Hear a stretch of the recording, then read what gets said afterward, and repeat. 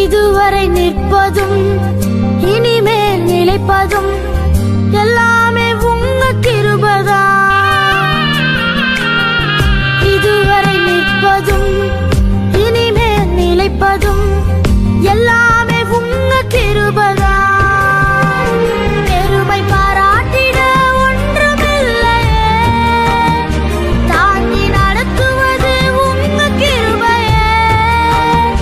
பெருமை பாராட்டிட ஒன்றுமில்லையே, தாங்கி நடத்துவது உங்க கிருபையே. நன்றி சொல்லி துதிப்பாடி மனதார தொழுகிறோம்.